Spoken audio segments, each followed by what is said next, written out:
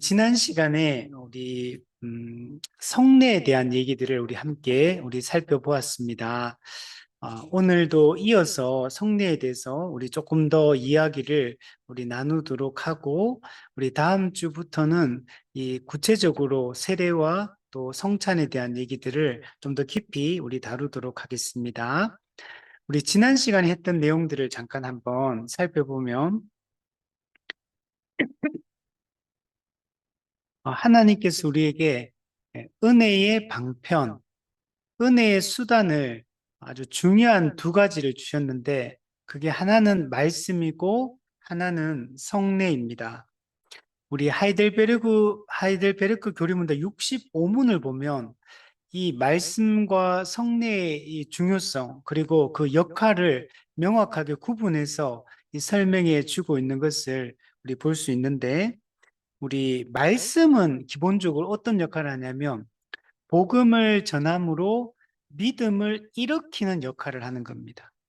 그래서 기본적으로 말씀으로 믿음을 일으키고, 그리고 성례는 이미 일으켜진 그 믿음을 굳건하게 하는 역할을 하는 것이 성례다라고 얘기할 수 있습니다.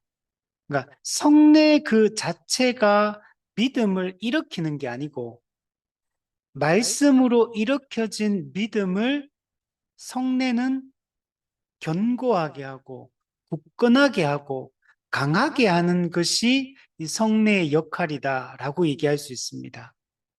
즉, 들리는 말씀을 통해 우리는 믿음이 일으켜지고, 보이는 말씀인 성례를 통해 그 믿음을 더욱더 견고하게 한다. 이것이 말씀과 성례의 이 관계성이다라고 이야기를 할 수 있습니다. 근데 말씀만으로, 그러면 말씀을 잘 가르치면 믿음이 이렇게 지는데 왜 굳이 외적인 표시인 이 성례를 우리에게 주셔서 또 우리의 은혜를 베푸시느냐? 우리가 이미와 아직 사이에 있기 때문에, 우리가 타락하기 전이라면, 만약에 타락하지 않았고 우리가 하나님을, 우리 마음에 있는 율법이 제 기능을 수행하고 있는 상태였다면 이 성례라는 외적인 이런 수단이, 외적인 표시 또는 표징이 필요가 없습니다. 근데 우리는 타락한 존재이고, 비록 우리가 예수 믿고 구원받은 하나님 백성이 되었다 하더라도 우리가 이미와 아직 사이에 살고 있기 때문에 들리는 말씀만으로 충분하지가 않습니다. 그래서 그 들리는 말씀, 그 복음이 진리라는 사실을 더 명확하게 설명하기 위해서 이 보이는 말씀인 성례가 필요한 것입니다. 그래서 성례는 일종의 보조수단 또는 우리 말로써 뭔가를 설명하는데, 그 말로 전하는 것을 더 명백하게 우리가 이해할 수 있도록 도와주는 어떤 이 도구 또는 수단, 이것이 성례다라고 얘기할 수 있어요. 예를 들면 부모가 어린 자식에게 말로써 설명을 하죠. 말로써 설명을 하면 그 아이가 알아들을 수 있는 부분도 있고, 또 말로 많이 반복해서 쉽게 설명한다고 설명해줘도 때로는 아이가 잘 못 알아들을 때도 있습니다. 그때 우리가 어떻게 합니까? 그 아이를 이해시키기 위해서 다양한 방법을 사용하잖아요. 그래서 뭐 그림을 그리기도 하고, 아니면 어떤 물건을 가지고 와서 비유해서 설명하기도 하고, 어떻게든 아이가 실제로 그것을 잘 이해하고 알아들을 수 있도록 우리는 보조 도구를 사용해서 설명합니다. 뭔가 우리가 차갑다 이런 걸 알려주기 위해서 뭐 얼음을 사용할 수도 있고, 뜨거운 것을 우리 알려주기 위해서 어떤 수단을 통해서 이 불을 조심해야 된다, 이런 걸 여러 가지 이 교보제를 사용해서 우리가 설명할 수 있잖아요.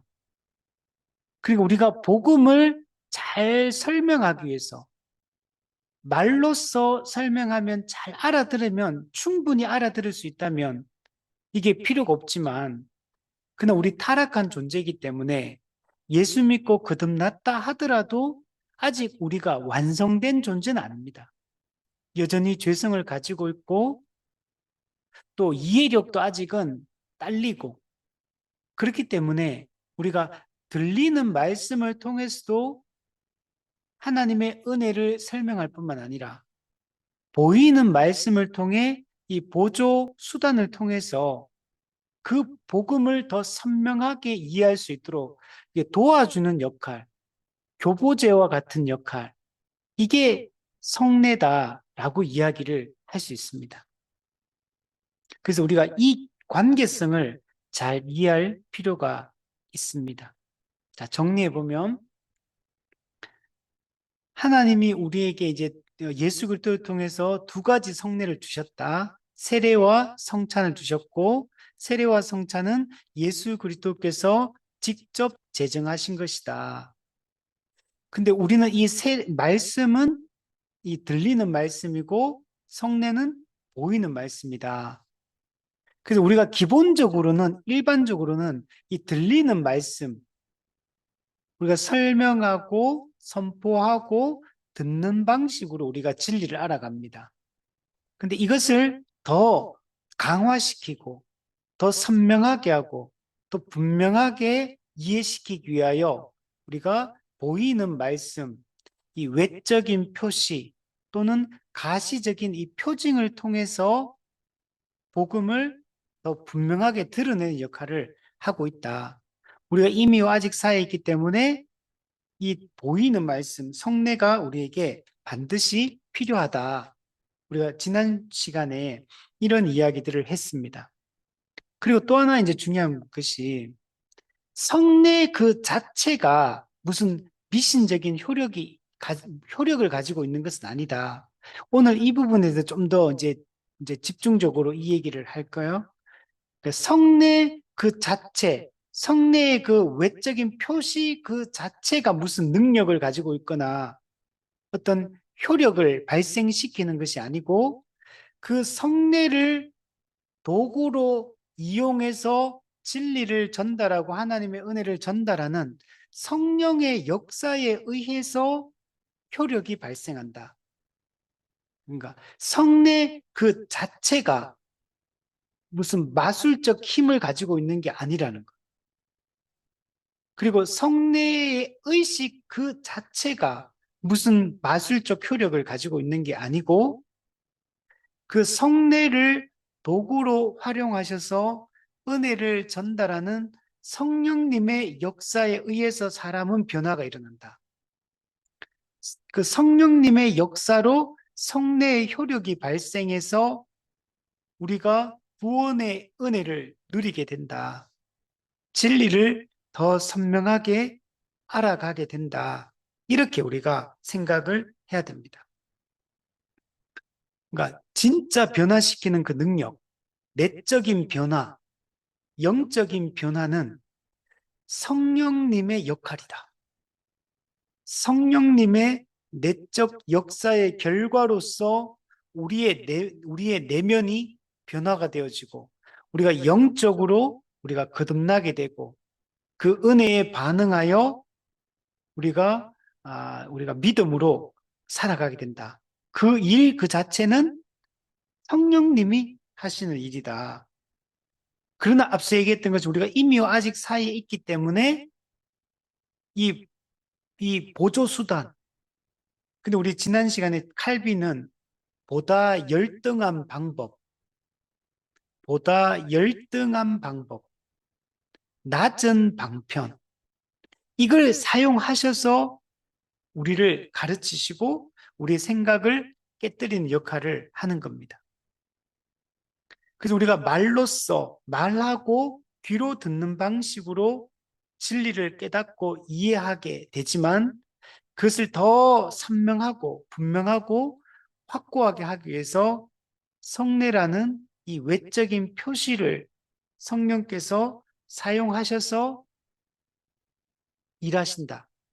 그러니까 성례라는 걸 하나님이 정한 거고 하나님이 주신 은혜의 방편인 겁니다. 그러니까 성례의 효력이 나타나는 것은 하나님이 성례라는 외적인 표시를 통해 우리에게 은혜를 주시기로 하나님이 정하셨기 때문에, 그래서 우리가 이 성례를 올바른 방식으로 성례를 우리가 성례에 참여하게 되면 하나님의 은혜와 하나님의 약속을 우리는 굳건하게 붙들 수가 있게 됩니다. 그러니까 우리가 하나님이 정한 방법을 넘어서면 안 돼요. 그래서 우리 10계명, 2계명에도 어떤 것의 형상으로든지 하나님을 형상화하지 말라라고 얘기하는 거예요. 하나님이 정한 예배의 방법으로 하나님을 예배하라 이렇게 하는 거예요. 그러니까 형상으로 예배하면 안 된다는 거예요. 그건 하나님이 정한 방법이 아니기 때문에 하나님이 정한 예배의 방법이 있다는 거예요. 하나님께 나아가고 하나님의 은혜를 수용하는 하나님이 정한 방법이 있는 것. 하나님이 정한 방법을 넘어서면 안 돼요. 그게 바로 말씀이고 그게 바로 성례다. 그래서 들리는 말씀, 보이는 말씀, 그리고 또 우리 권징이 하나가 돼 있어요. 권징. 지켜내는 말씀. 이런 게 하나님이 정한 은혜의 수단이고 은혜의 방편인 겁니다. 물론 확장하면 은혜의 방편은 더 넓게 우리가 적용할 수 있어요. 찬양도, 기도도, 또 교회의 어떤 은사적 섬김도, 봉사도, 모든 걸 우리가 교회에서 시행하는 모든 것들을 넓게 보면 다 은혜의 방편이라고 얘기할 수 있지만, 그러나 우리가 좁은 의미로 사용할 때는 이 말씀과 성례, 그리고 하나를 덧붙인다면 권징까지, 이 세 가지를 은혜의 방편이라고 이야기를 하고 있고, 이게 하나님의 복음을 지키고 교회를 지키고 하나님의 영광을 지키고 또 그 은혜를 진리를 전달하는 수단으로 하나님께서 주셨다. 우리 이것을 분명히 믿는 것이 필요합니다. 그리고 성례를 이렇게 사용한다고 해서 내적이고 영적인 그 구원의 역사를 이루시는 성령의 역사가 줄어들거나 훼손되거나 방해를 받느냐? 이런 방해를 받지 않습니다. 그래서 성령의 역할과 이 성례의 역할, 기능이 서로 충돌되는 게 아니고 내적이고 영적인 변화는 성령님이 일으킨다. 근데 하나님은 우리가 이미와 아직 사이에 있기 때문에 이 외적인 표시, 이 가시적인 표징을 통해 성령께서 그 수단을 통해서 역사하신다. 그래서 이 두 가지는 충돌되는 것이 아니고 이게 서로 연결되어 있는 개념으로 우리가 이해를 해야 됩니다. 그래서 성령의 그 능력이 손상되지 않고 하나님의 은혜가 더 풍성하게 전달된다. 이렇게 이해를 해야 됩니다.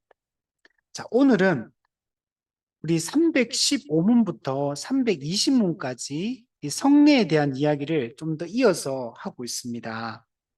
그래서 이 내용들을 한번 우리 살펴보도록 하겠습니다. 우리 315문을 보면 하나님께서 우리의 연약함과 필요 때문에 성례들을 제정하신 이상 우리가 이를 불필요하다고 생각하면 오만불순한 태도가 된다고 생각합니까? 예, 분명히 그렇습니다. 그죠? 조금 전에 얘기했던 것처럼 우리 인간의 연약함과 현재 우리 인간의 상태 때문에 이 성례가 반드시 필요한 겁니다. 이 외적인 표시, 우리 지난주에 했던 오감을 통해서 하나님의 은혜를 전달하려고 하는 것. 그래서 더 이 우리의 믿음을 굳건하게 만들기 위해서 우리가 은혜를 더 확신하고 은혜를 붙잡고 살아가게 하기 위해서 하나님께서는 외적인 표시인 성례를 우리에게 주셨고 이 보이는 말씀, 이 오감을 통해서 시각적으로, 청각적으로, 또 미각으로, 후각으로, 그리고 또 우리의 촉각으로 이 오감을 통해서 하나님의 은혜를 우리가 직접 경험할 수 있도록 우리에게 하신 겁니다. 이거는 우리가 연약하기 때문에 이게 꼭 필요한 과정이라고 생각해야 돼요. 아, 성례 뭐 그냥 가볍게 여기고 성례 참석하지 않는 것에 대해서도 그냥 가볍게 생각하고 이런 태도를 우리가 가지면 안 된다는 것. 성례는 현재 우리의 상태 때문에 반드시 필요하기 때문에 예수님께서 제정하신 것이지 해도 되고 안 해도 되는 뭐 우리가 이렇게 뭐 성례한다고 하면 뭐 그날 내가 예배를 참석했는데 그냥 성례하면 하고 뭐 다른 날 또 뭐 다른 일정이 있으면 굳이 뭐 적극적으로 참여하지 않아도 되는 이렇게 생각하면 안 된다는 거. 그럼 성례는 원래 교회가 미리 공고를 합니다. 미리 성도들에게 몇 월 며칠 주일에 성례를 거행합니다라고 주보에 미리 공고를 반드시 하게 돼 있어요. 그러면 성도들은 그 광고를 듣고 주보에 미리 공고가 돼 있으니까 그러면 그날 어떻게 해야 되느냐? 뭐 주일날은 사실 당연히 참석해야 되는 거지만 혹시라도 무슨 다른 정말 이게 부득이한 우리 그 교리문답에도 보면 주일 성수, 우리 안식일 준수에 대한 얘기할 때 진짜 부득이한 일이 있을 수 있습니다. 이 부득이한 일. 그런 경우에 참석 못할 수도 있겠죠, 주일 예배에. 근데 진짜 그런 일이 아닌 이상은 시간을 다 조정해가지고 내가 손해를 좀 본다 하더라도 절대로 그 성찬에 참여하는 것을 소홀히 여기면 안 된다는 거. 모든 시간을 조정하고 조율해가지고 미리 공부하는 이유가 이게 너무나 중요하기 때문에 반드시 여기에 준비된 마음으로 참석을 하라고 미리 공고를 하는데 근데 그걸 갖다가 참석하지 않거나 시간을 충분히 내가 조정하기만 하면 조금 내가 손해보면 되는데 근데 그 시간을 하지 않는다거나 또 예배에 참석했다 하더라도 그 시간에 뭐 화장실 가고 뭐 성찬 받고 있는데 막 중간에 뭐 화장실 가가지고 미리 좀 화장실도 갔다 오고 미리 또 그게 빠지지 않도록 해야 되는데 신경을 써야 되는데 그냥 가볍게 아유 뭐 내가 지금 배가 너무 아파가지고 중간에 그냥 화장실 가고 그래도 뭐 아무런 죄책감도 없고 아무런 그런 뭐 이제 그런 마음도 없고 그러면 안 된다는 거. 내가 미리 준비해서 최선을 다해서 그 은혜를 사모하면서 준비해야 될 날이에요. 그리고 나만 그런 게 아니고 내 옆에 있는 사람들도 교회 전체적으로 이 성찬을 거행하고 성례를 거행할 때는 미리 준비해서 마음을 쏟아서 참여를 해야 된다는 것. 밑에 보면 따라서 누구든지 성례들이 필요 없다고 생각하면서 고의적으로 그 사용을 회피하는 자는 예수 그리스도를 모욕하는 것이며 그분의 은혜를 거부하는 것이고 그분의 성령님을 소멸하는 것이다. 그럼 성례를 거부하는 것은 단순히 교회 전통을 단순히 따르지 않는다 그런 의미가 아니에요. 성례를 필요 없다고 하거나 고의적으로 회피 또는 거부하는 자는 우리 신앙의 본질적인 측면을 거부하는 겁니다. 이 성례는 하나님이 마련하신 은혜의 통로예요. 근데 이걸 고의적으로 이걸 소홀히 여기고 참여하지 않는 것은 복음의 본질을 훼손하는 것과 같은 것이고 그리스도의 그 본질적 구속 사역을 거부하는 것과 같은 의미예요. 성례는 보이는 말씀, 보이는 복음 그 자체입니다. 그러니까 우리가 말로 전하는 복음을 거부하면 복음을 거부한다고 생각하지만 세례나 성찬을 거부하거나 함부로 할 때 이게 복음을 거부하는 거라고 생각하지 않잖아요. 그렇게 생각하면 안 된다는 거. 말씀은 들리는 말씀이고, 들리는 복음이고, 성례는 보이는 복음인 겁니다. 똑같은 복음을 이야기하고 있는 거예요. 그래서 세례나 성찬을 함부로 하는 것은 복음 그 자체를 거부하고 그리스도의 구속 사역을 거부하는 것과 같은 의미를 가지고 있고, 성령께서 그리스도의 구속 사역의 효력을 우리한테 적용하는데 성례를 거부하는 것은 성령님의 그 구속 적용을 거부하는 것과 좀 같은 거예요. 그래서 우리 고린도전 11장에 보면 성찬을 거부하고 성찬을 함부로 합당하지 않게 먹고 마실 때 그 성찬을 함부로 참여한 것의 결과를 얘기해요. 병들고 약하고 죽는다. 이게 고린도 교회가 성례에 함부로 했을 때, 성찬에 함부로 참여했을 때 받았던 그 하나님의 심판을 얘기해요. 약하고 병들고 죽는다. 그럼 세례나 성찬을 함부로 우리가 생각하면 안 됩니다. 이 복음에 대한 태도와 성례에 대한 태도가 같은 거예요. 그만큼 이걸 우리가 심각하게 생각을 해야 됩니다. 그럼 예수 그리스도를 모욕하는 것이라고, 예수님을 모욕한다. 성례는 예수님이 친히 제정하신 것입니다. 마태복음 28장, 누가복음 22장, 예수님이 직접 제정하신 것이고, 또 세례는 예수 그리스도와 연합하고 새 생명을 얻었다는 걸 이게 상징하거든요. 근데 이 세례를 함부로 한다? 예수님 그리스도와 연합을 함부로 하는 것이고, 그리스도와 연합함을 우리가 새 생명을 얻고 새로운 존재가 되었다는 걸 부정하는 것과 같은 겁니다. 그럼 성찬은 뭡니까? 예수님의 살과 피를 기억하는 것. 예수님의 그 십자가의 희생적 죽음을 기억하는 것. 그리고 우리가 그리스도로 말미암아 예수 그리스도와 연합하게 되고 그분과 교제할 수 있는 존재가 되었다. 그래서 그 그리스도와 연합하고 교제함으로 말미암아 누리는 기쁨과 그 즐거움을 그게 우리가 표현하는 게 이 성찬이거든요. 근데 그렇기 때문에 세례도 그렇고 성찬도 그렇고 이것을 함부로 하는 것은 예수 그리스도를 모욕하는 것이고 예수 그리스도의 구속 사역을 비방하는 것과 여러분 같은 겁니다. 그래서 뒤에 보면 예수 그리스도의 은혜를 거부하는 것이다. 예수님은 우리 죄인을 구원하기 위해서 십자가에 못 박혀 죽으셨고 그분의 그 저주 받으심으로 말미암아 우리의 죄 사함을 이루시고 또 우리가 마땅히 순종해야 될 율법을 온전히 순종하심으로 의를 성취하시고 우리에게 의롭다함을 가져다 주셨잖아요. 우리의 죄 사함과 이 의롭다함의 은혜를 예수님께서 십자가 사역을 통해 우리에게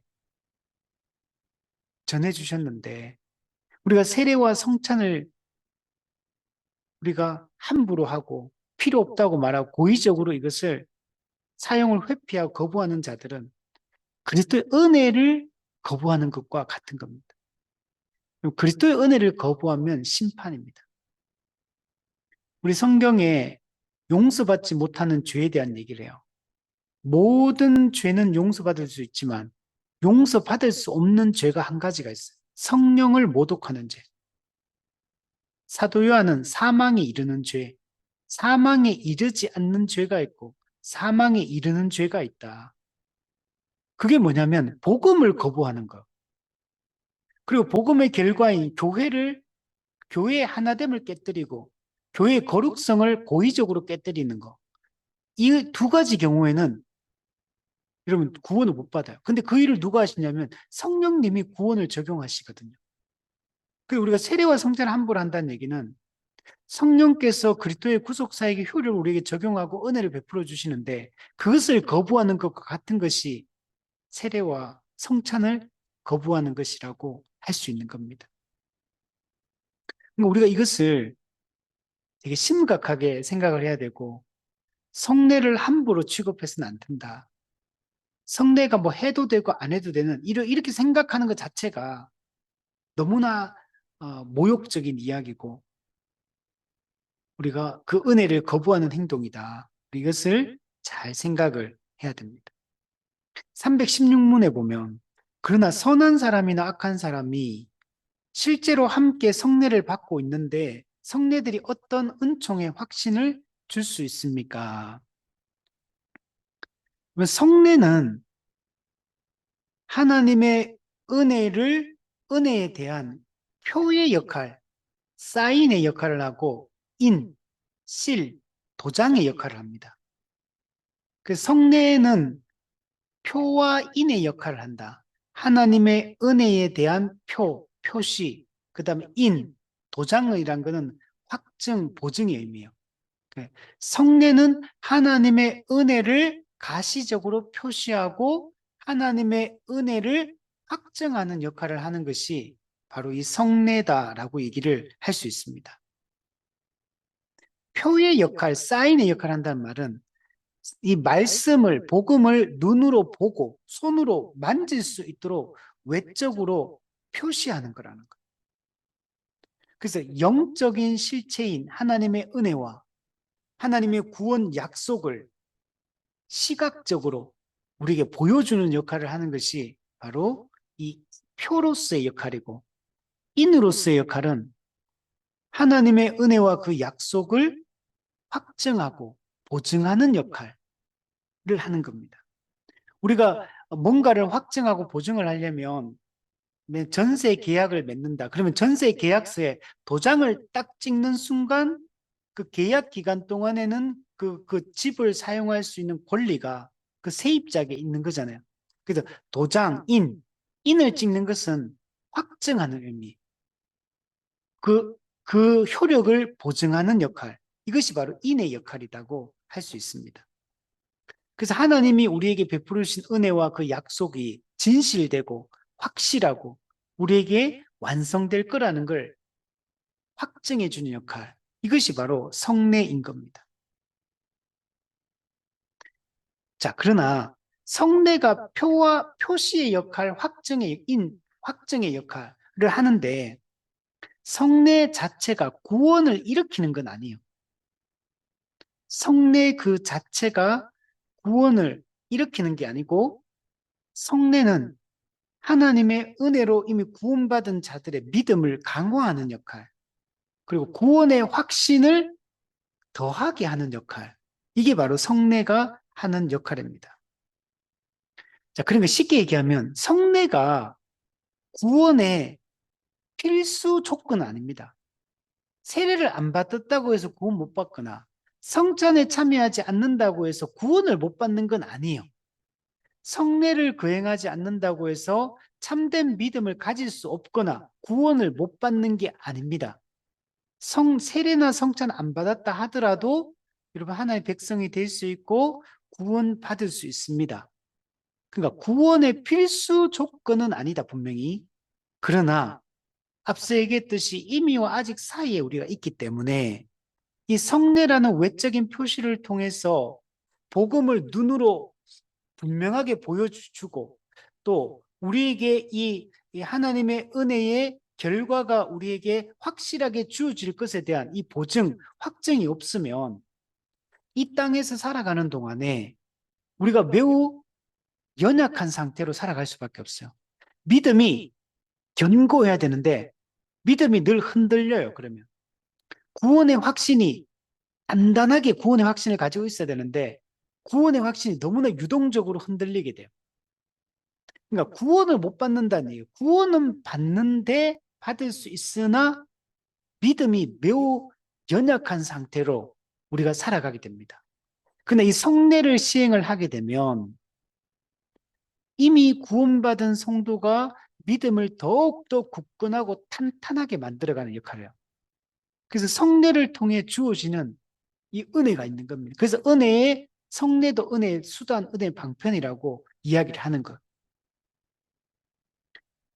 그러니까 우리가 정당한 방법으로 세례를 받고 정당하고 합법적으로 세례를 받고 정당하고 합법적인 방식으로 성찬에 참여하게 되면 우리는 들리는 말씀을 통해서 받는 은혜도 있지만 이 보이는 말씀을 통해서 우리의 믿음을 더 견고하게 만들어 갈 수 있게 됩니다.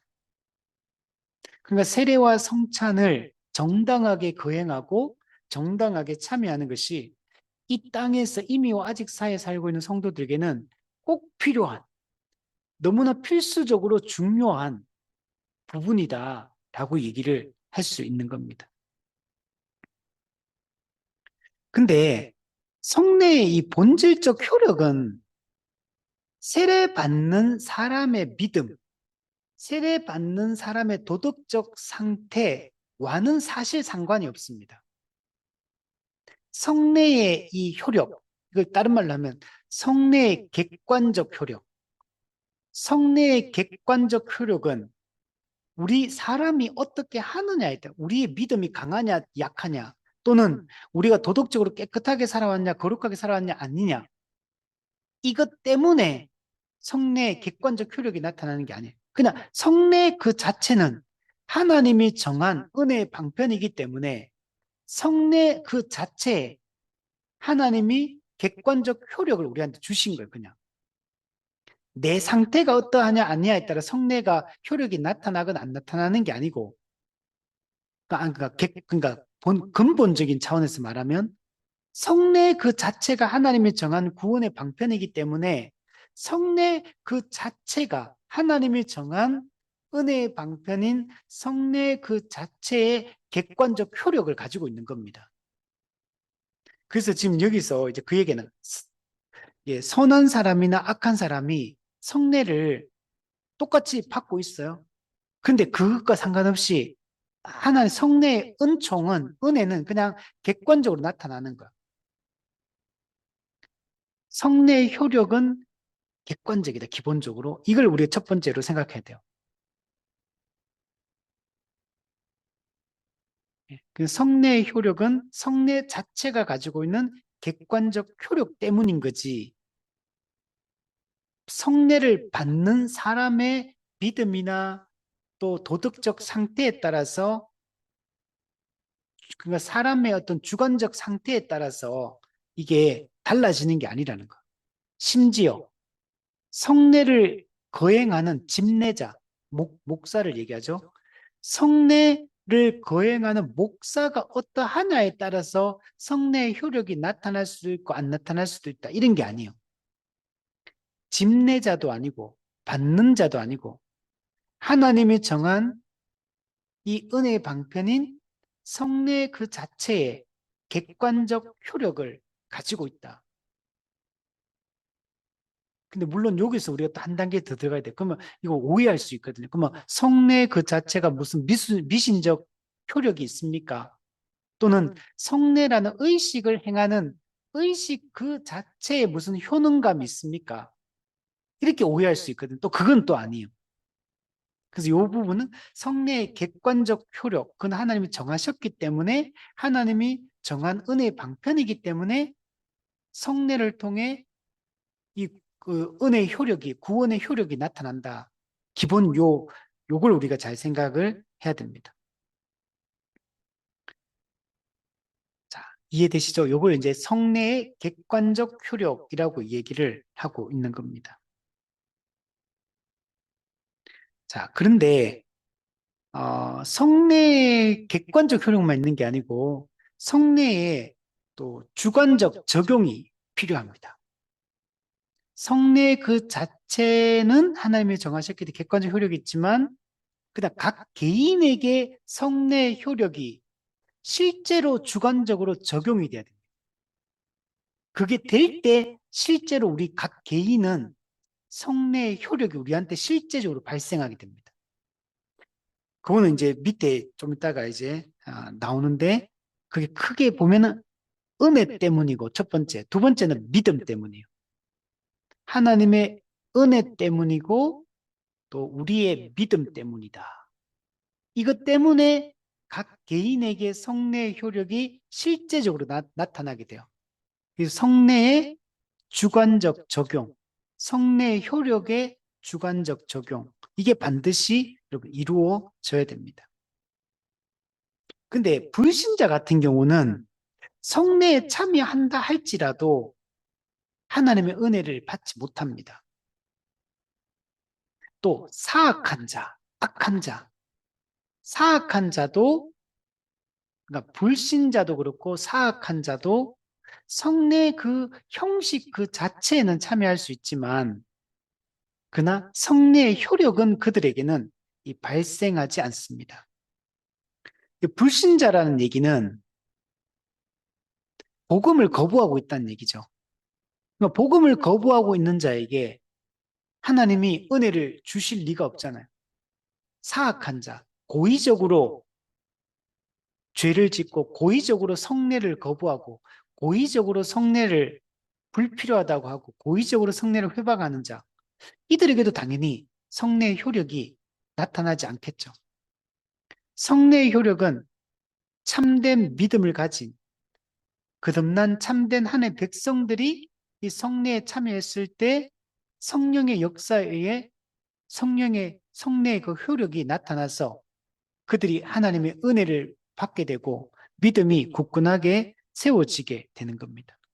반면에 불신자나 사악한 자는 혹시 세례를 받았다 하더라도, 혹시 세례를 받고 교회가 시행하는 성찬의 그 형식에 참여해서 떡과 포도주를 먹고 마신다 하더라도 이들은 복음을 거부하고 있기 때문에 이들에게는 성례의 효력이 발생되지 않는다.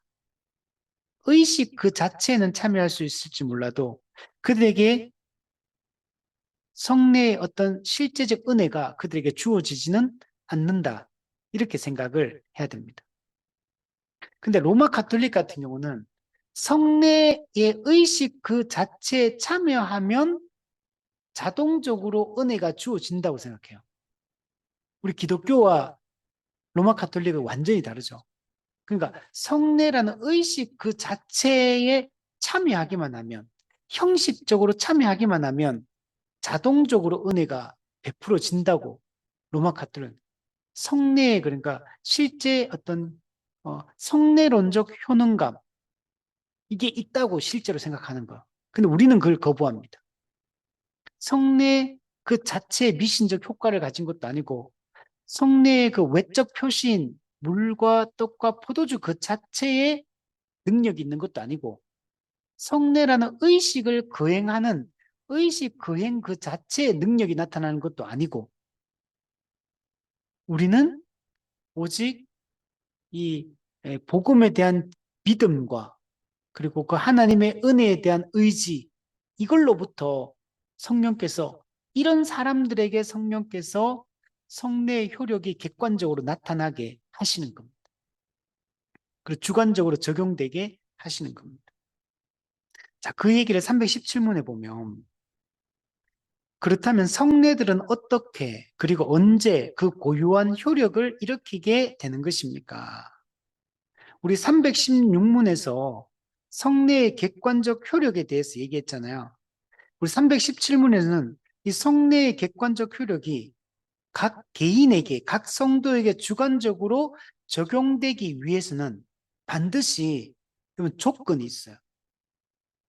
그냥 이게 자동적으로 우리에게 적용되는 게 아니고 우리에게 조건을 제시해 주고 있습니다.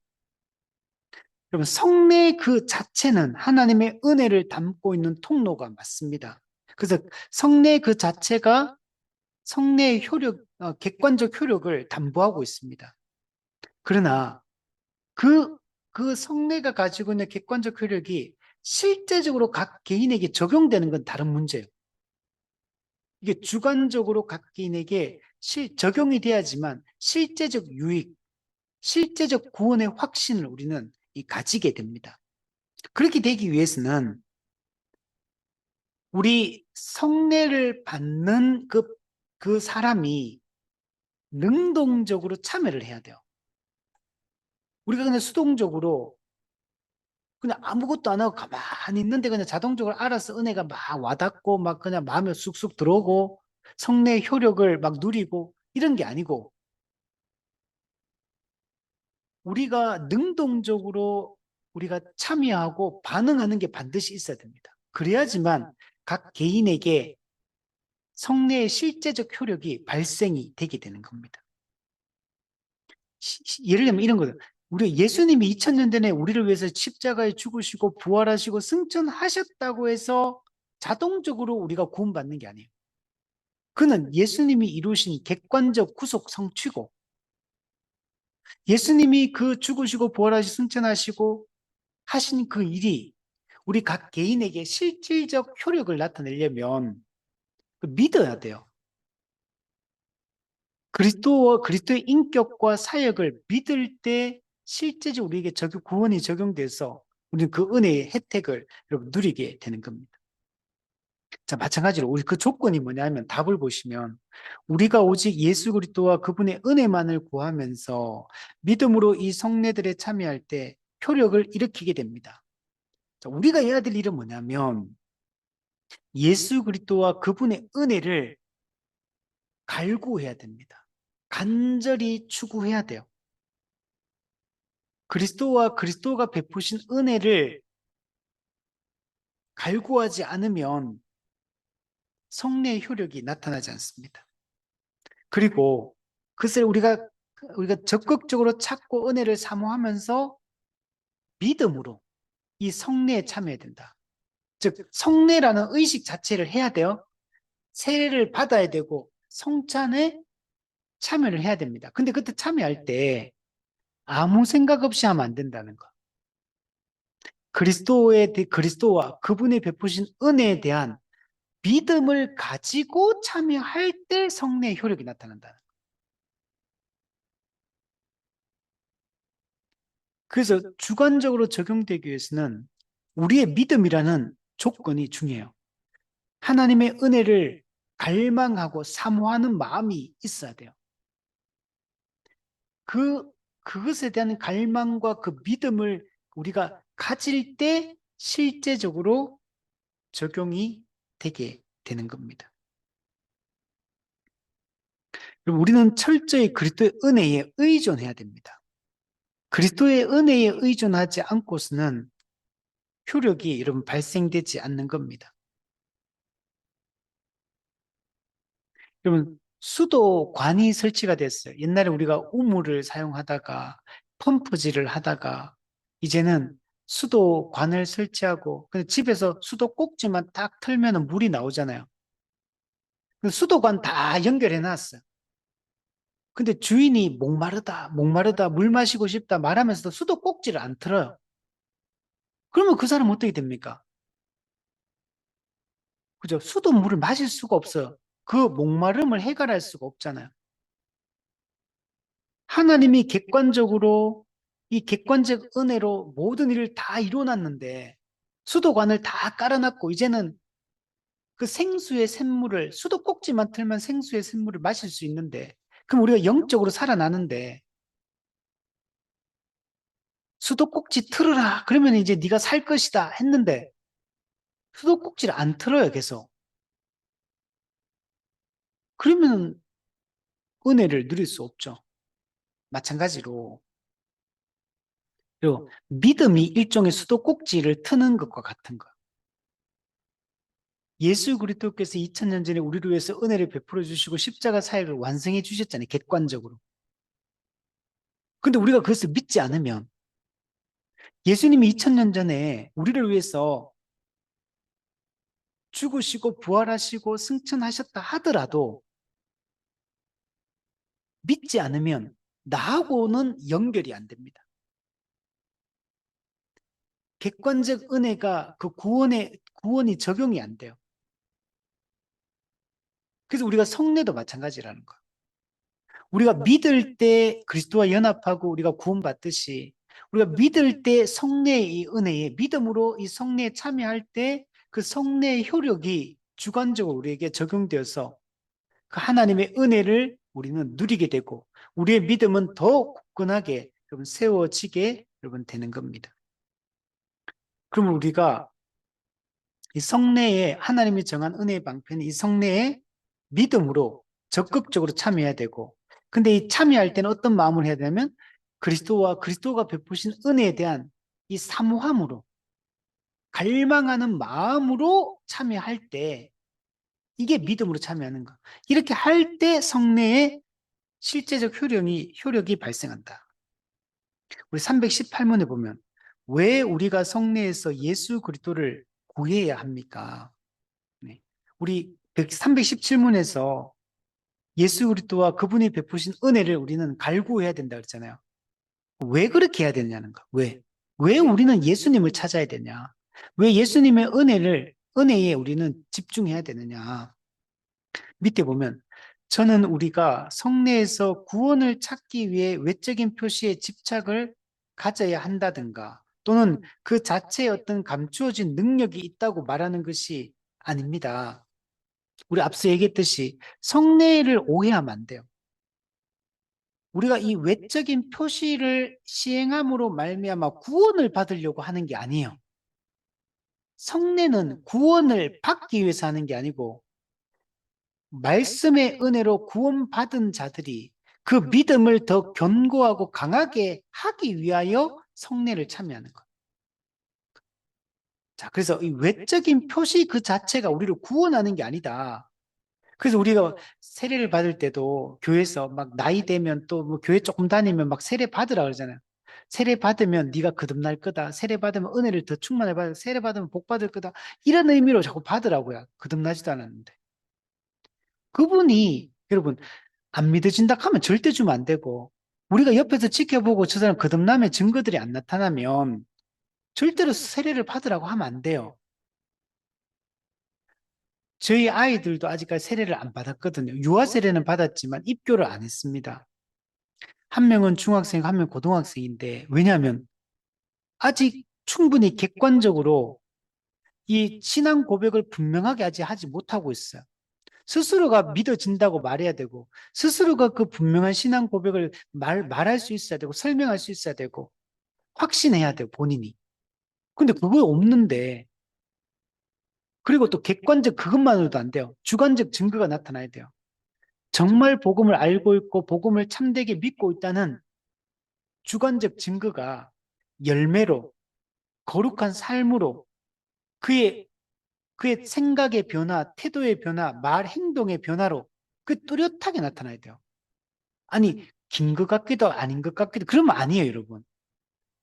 여러분 구원의 이 우리가 확신을 그 세례를 주거나 이런 거 할 때는 뚜렷하게 그 증거들이 나타나야 돼요. 객관적 증거와 주관적 증거가 분명한 신앙 고백, 객관적 증거. 그 뚜렷한 삶의 증거, 열매, 뚜렷한 증거. 이게 나타날 때 세례를 주는 거예요. 근데 우리는 너무 쉽게 그냥 막 그냥 받으라고. 왜냐면 세례를 받으면 구원 받는데 좀 더 거듭나는데 좀 더 뭔가 도움이 된다고 생각하기 때문에 그런 얘기를 하는 거거든요. 그건 어리석은 겁니다. 오히려 그 영혼을 망치는 거, 세례를 빨리 받으라고 하는 거는. 그 세례를 분명한 신앙 고백과 그 변화의 증거들이 뚜렷하게 나타날 때 그게 뭐, 그렇다고 뭐 100% 완성적인 모습을 얘기하는 건 아니에요. 뭐, 도덕적으로 완전 깨끗하게 살고 뭐 그런 건 아닙니다. 그런 건 아니고, 그러나 이 사람이 분명히 변했다라는 게 증거가 나타나야 됩니다. 그때 하는.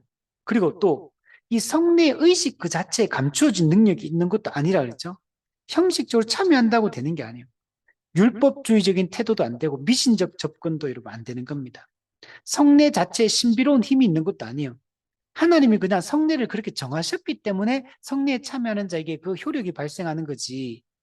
성례라는 의식 그 자체에 신비한 능력이 있는 건 아니에요. 그 성례를 어떤 부적처럼 무슨 뭐 알라딘의 요술 램프처럼 이런 식으로 우리가 생각하거나 사용해서는 안 됩니다.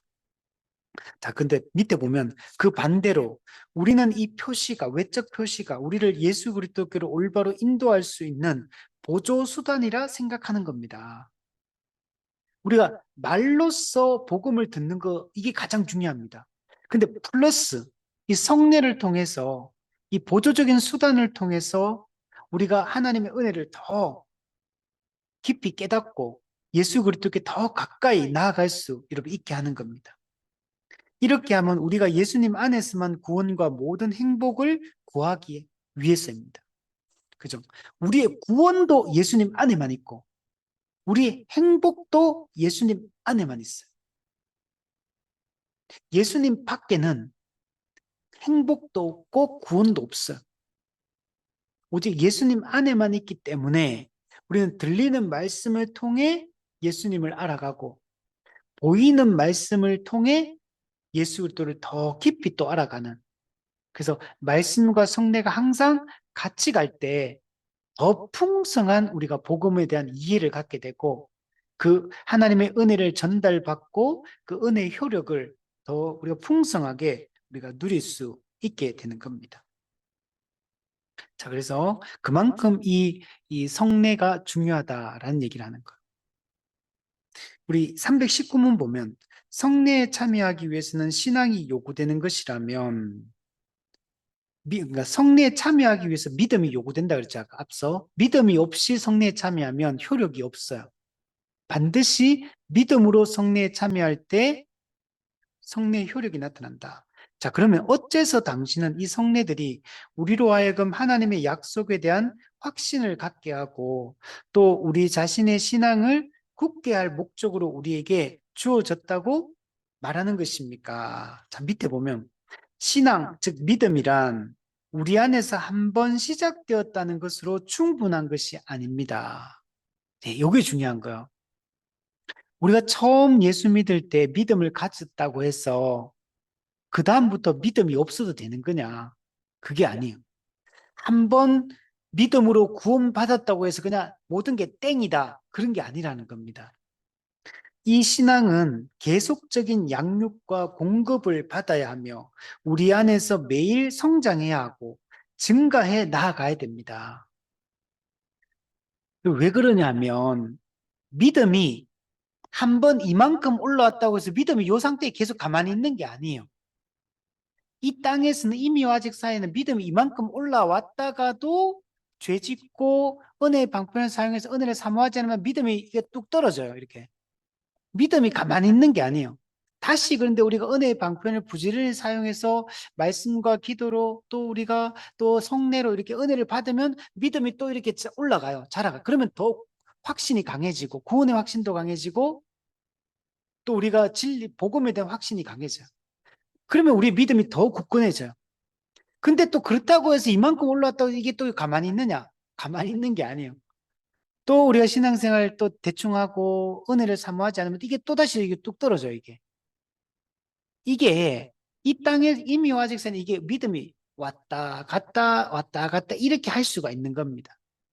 즉, 믿음은 고정적인 게 아니에요. 믿음은 역동적이고 유동적입니다.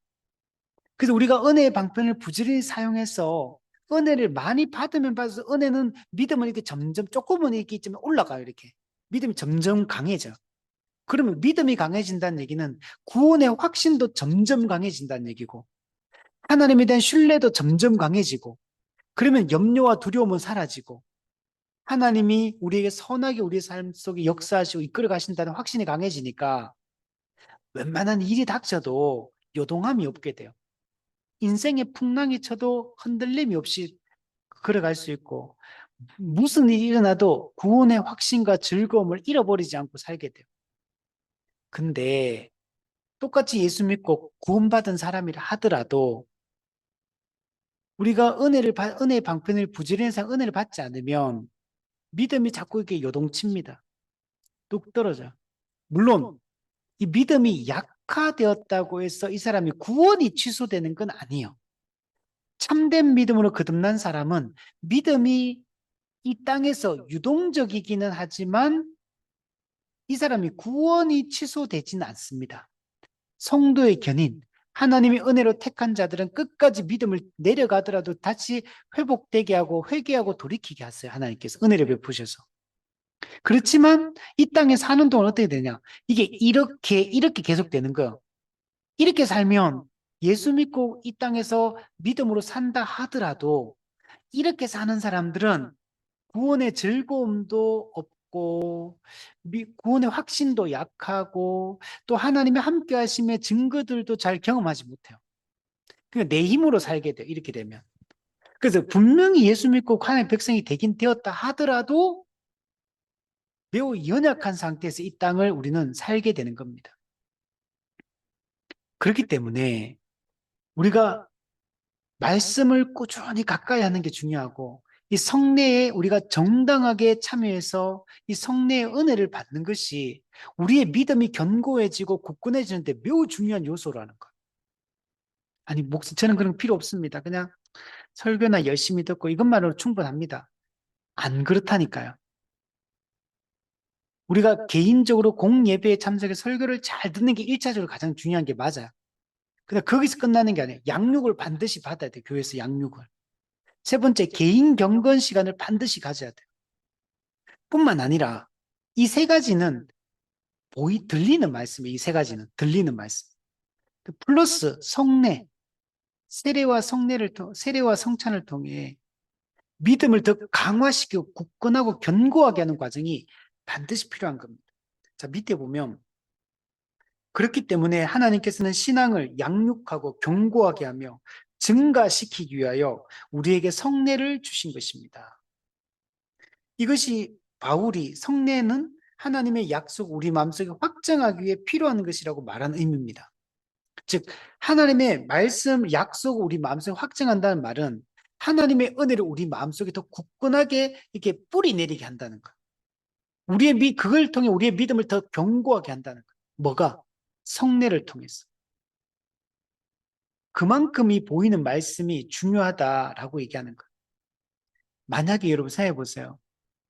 그냥 들리는 말씀으로 충분하다면 예수님께서 왜 이 성례를 만들겠어요?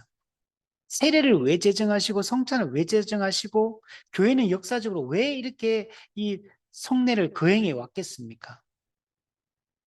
그게 불필요하다면 고린도전서 성례 얘기할 필요도 없죠. 그 성경에는 계속적으로 세례와 성찬에 대한 얘기를 반복적으로 신약 성경이 하고 있거든요. 그리고 2000년 교회사 속에 교회는 전통적으로 이 두 가지 성례를 거행해 왔거든요. 이게 불필요하다면 이런 얘기를 안 했겠죠. 근데 이게 너무 중요하다는 얘기를 하는 거예요. 그래서 나는 설교만으로 충분하다. 나는 혼자 큐티하게 충분하다. 뭐 그런 사람은 없다는 거. 반드시 우리는 들리는 말씀과 보이는 말씀을 통해 하나님의 은혜와 약속을 더 굳건하게 우리의 마음에 새기는 작업들이 반드시 해야 된다. 그리고 교회는 성례의 정당한 거행, 정당한 합법적인 거행, 이걸 해야 돼요. 세례도 함부로 주면 안 되고 성찬도 함부로 베풀어서는 안 돼요. 세례와 성찬의 의미를 명확하게 가르치고 모든 그 참여하는 분들이 정확하게 그 의미들을 이해하고 그리고 그 은혜에 대한 사모함을 가지고 그 성례에 참여하는 것이 그때 주관적으로 성례의 효력이 실질적으로 그 사람에게 은혜를 베풀어 주는 것. 근데 이런 게 없으면 의식적으로 형식적으로 참여한다 하더라도 그럼 성례 받고는 어떻습니까? 아무런 감격도 없고 감동도 없고 그냥 오늘 했다. 그냥 뭔가 막 쥐어 짜내듯이 막 하나님께 죄송한 마음을 막 가져야 되는 것처럼 쥐어 짜내가지고 막 그리고 막 인상 막 팍팍 써야지만 그래서 막 또 막 회개의 눈물 한바탕 쏟아야지만 뭔가 은혜를 받은 거고 그런 거 없으면 이번 성찬은 뭔가 맹숭맹숭하고 뭔가 특별한 감동이 없었다. 감동이 없는 게 아니고 내가 믿음으로 참여하지 않고 은혜를 갈구하지 않고 내가 누군지도 확인하지 않으니까 감동이 없는 거야. 하나님이 특별히 막 눈물 진하게 흘릴 때만 은혜를 주는 게 아니고 우리가 이 평상시에 이 성례의 의미를 알고 있으면 언제나 은혜가 되는 거, 언제나 이걸 생각하고 바라보면. 그래서 이게 중요하다. 마지막 320문 보면 그러나 만일 하나님의 약속들이 성례들에 의해 우리 안에서 충분히 견고하게 되지 않는다면 그리고 우리를 위해 별다른 보조 수단도 가지고 있지 않다면 이것은 결국 이 성례가 불신앙의 표가 되는 것이 아닙니까? 자, 아닙니다. 이것은 다만 성도의 믿음이 작고 연약하다는 표시입니다. 자, 성례를 베풀었는데도 은혜가 안 된다는 거, 한마디로 얘기하면. 성례를 베풀었는데도 뭔가 은혜가 믿음이 더 굳건해지고 감격이 넘쳐야 되고 구원의 확신도 강해지고 막 이래야 되는데 성례에 참여했는데도 불구하고 이런 게 없대요. 아무 은혜도 안 되고 감동도 없고 막 그렇다는 거. 그러면 이게 성례가 그냥 불신앙의 표시밖에 안 되는 거 아니냐? 그렇지 않다는 거. 우리의 믿음이 작고 연약하기 때문에 이런 현상이 일어난다는 거. 왜 성례에 참여했는데 누구는 은혜를 받고 누구는 은혜를 못 받느냐? 믿음이 작고 연약하기 때문에 못 받고, 믿음이 크고 믿음이 견고하게 서 있기 때문에 은혜를 크게 받는 겁니다. 예수님께서도 말씀하셨죠. 있는 자는 더 받을 것이고 없는 자는 그 있는 것까지 빼앗길 것이다. 영적인 측면에서 영적인 빈익빈 부익부 현상이 일어나는 거예요. 영적인 은혜를 평상시에 그 은혜 가운데 있고 은혜를 갈구하는 자들은 성례 때 더 큰 은혜를 받게 돼요. 더 큰 감격과 감동을 받게 돼요. 더 큰 구원의 확신을 얻게 됩니다. 근데 평상시 은혜를 갈구하지 않고 은혜 속에 거하지 않으면 성례에 참여하더라도 아무런 은혜가 없는 겁니다. 그게 우리의 믿음이 작고 연약하기 때문에. 자, 뒤에 보면 이러한 믿음은 하나님의 자녀들에게 늘 있는 것이다. 그죠? 우리 늘 있죠, 이런 게. 그 맨날 연약해가지고 성례에 참여해도 막 은혜 없다고 막. 그래서 다음 어떻게 합니까? 분명히 이번 주에 이제 뭐 8월 마지막 주에 성찬을 거행합니다 했는데 그날 뭐 예배 빠지고 뭐 여행 가버리고 그 성대 그 예배 참석했다가 중간에 하다가 갑자기 똥 누러 간다고 그 중요한 순간에 그 떡과 포도주를 안 마시고 똥 누러 가고 그래 놓고도 아무런 그 양심의 그런 그 가책도 없고 그 어떤 그죠? 그 놓친 것에 대한 안타까움도 없고 그렇게 가볍게 여긴다는 거. 이런 게 늘 우리 늘상 있죠, 이런 게. 자, 그러나 그렇다고 해서 이들이 신자의 자격을 잃어버린 건 아니다. 그것도 중요하다. 아까 잠깐 얘기했죠? 성례의 은혜가 안 된다고 해서 그 사람이 신자의 자격을 잃어버리는 건 아니에요. 한 번 택한 자들은 끝까지 자기 백성으로 하나님 지키고 보호하십니다. 왜냐하면 신자들의 신앙은 완전한 상태에 머물러 있는 것이 아니기 때문입니다. 즉 우리가 이 세상에 사는 동안 우리의 육안에는 언제나 어떤 불신의 찌꺼기가 항상 남아있기 때문입니다. 그렇기 때문에 우리는 항상 성장하며 자라가야 하는 것입니다. 그렇기 때문에 어떻게 됩니까? 들리는 말씀에 귀를 기울여야 돼요. 가장 중요한 건 설교입니다. 설교는 모든 은혜의 방편 중에 최고의 그 수단이에요. 설교보다 중요한 게 없어요. 그렇기 때문에 목회자는 우선 목회자가 설교를 잘 준비하고 복음을 잘 선명하게 드러내고 선포할 수 있도록 그래서 목회자는 목회자의 그 직무를 다해야 되고 성도들은 그 설교에 귀를 기울여야 돼요. 모든 성도는 공예배, 안식일 준수에 최선을 다해야 돼요. 성경에는 부득이한 경우 외에는 예배 빠지면 안 됩니다. 그 부득이한 경우는 어떤 게 우리 가족이 몇 년 만에 해외여행을 가게 돼가 이번 주는 예배에 참석 못하게 됐습니다. 이거 부득이한 경우입니까? 아닙니까? 뭐, 이렇게 몸살 감기가 와가지고 부득이하게 예배를 못 가게 됐습니다. 이거 웬만하면 몸살 감기도요, 자기가 의지가 있고 참석하겠다고 하면 참석할 수 있어요. 응. 죽을 만큼 아픈 거 아니에요. 대부분 다. 이번에 다리를 좀 삐끗해가 다리를 기부스를 해가지고 오늘 예배 참석 못 온라인으로 예배 참석. 여러분, 저 예전에 그 기부스 해가지고 그때 다리 다쳐가지고 기부스 해가지고 설교를 몇 달 동안, 6개월 동안 했어요. 기부스 한 상태로 목발 짚고 설교를 6개월 했거든요. 그러면 진짜 죽을 만큼 아픈 게 아니면 예배 빠지면 안 돼요. 그리고 죽을 만큼 아픈 것 같아도 해보면 안 죽습니다. 대부분 다.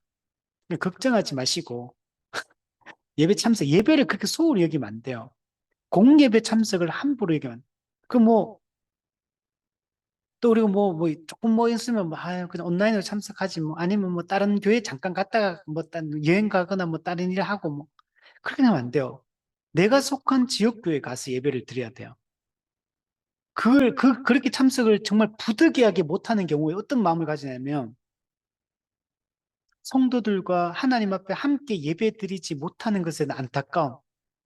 한 몸으로 이 땅에 지역구를 살고 있는데 그들과 함께 교제하지 못하고 함께 같은 찬송을 부르지 같은 말씀을 한 공간에서 듣지 못하고 함께 말씀을 배우지 못하는 것에 대한 안타까움과 미안함. 그리고 미리 내가 내 삶의 정황을 조절하지 못한 것에 대한 회개, 내 건강과 내 회사 상황과 가정의 상황과 미리 살피고 미리 조절해야 되거든요.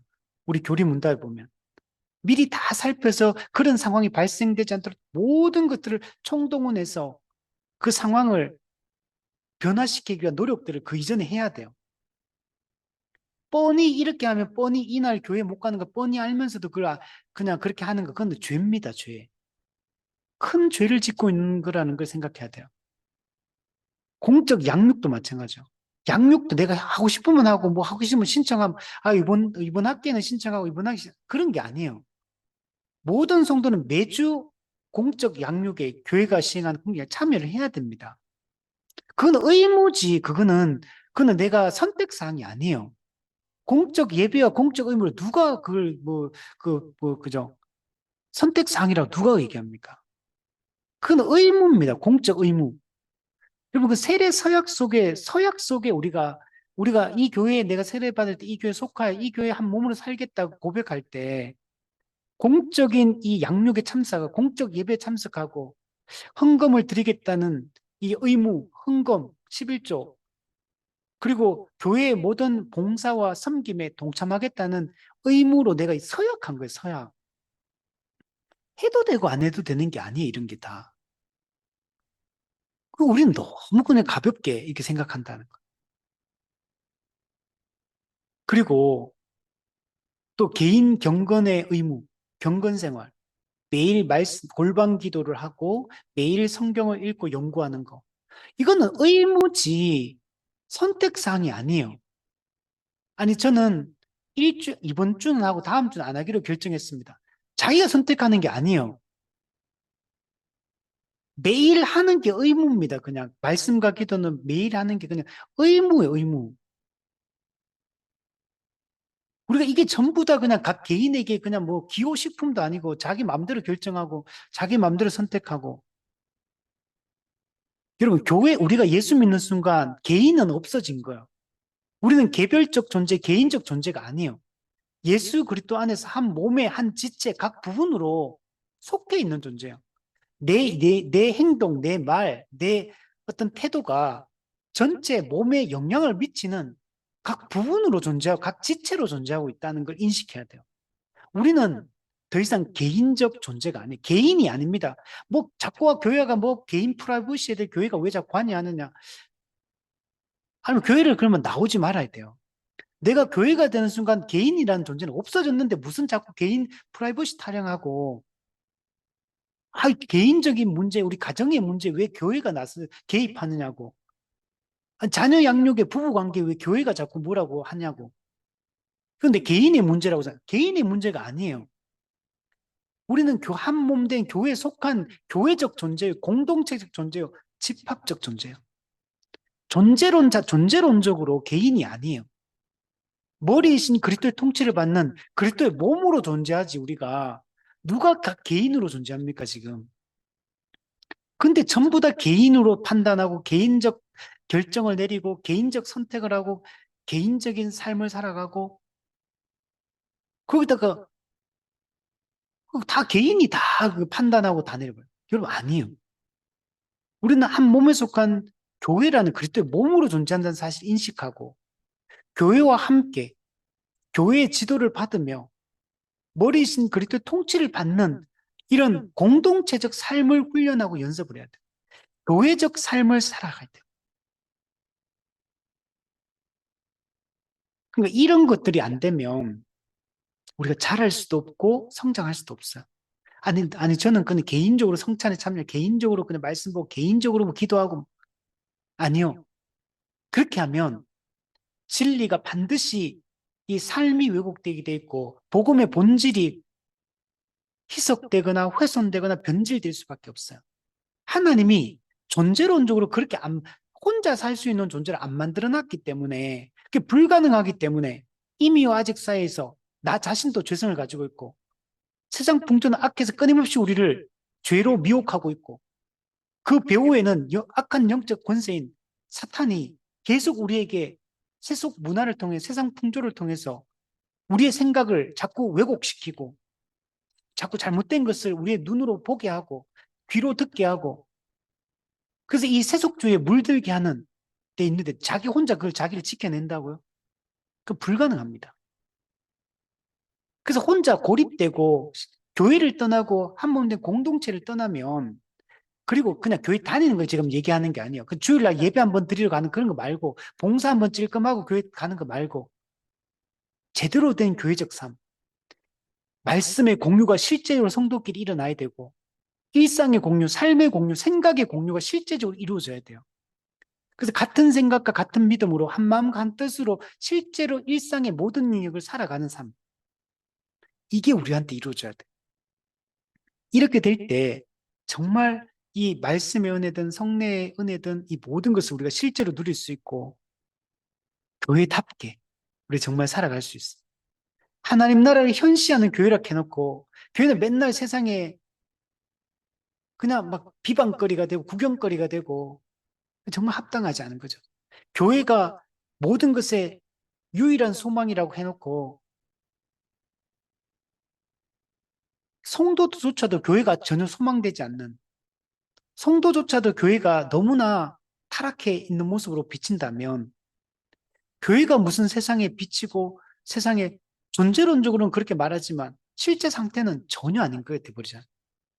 존재와 삶이 다른 이중인격자 같은 게 교회밖에 안 되잖아요. 그래서 우리가 이렇게 하면 안 되고 정말 복음을 제대로 우리가 배우고 그리고 교회에 대한 올바른 이해를 가지고 교회가 시행하는 이런 모든 은혜 수단들을 적극적으로 참여하고 특히 이 들리는 말씀과 보이는 말씀에 우리는 적극적으로 참여해서 정말 이렇게 은혜를 받아야지만 그 은혜가 우리를 지배하게 되고 그 은혜의 지배를 받는 삶을 사니까 우리가 정말 거룩하게 구별되게 살아갈 수가 있게 되는 거죠. 그래서 이런 것들을 너무 약화시키고 너무 막 단순화시키고 그냥 대충대충 살아도 그리스도인으로 살고 구원받는 게 가능한 것처럼 그의 객관적 증거도 주관적 증거도 없는데 뭘 가지고 구원의 확신을 가지라고 하는 건지 우리가 이걸 심각하게 좀 생각해 볼 필요가 있다고 생각이 듭니다. 네.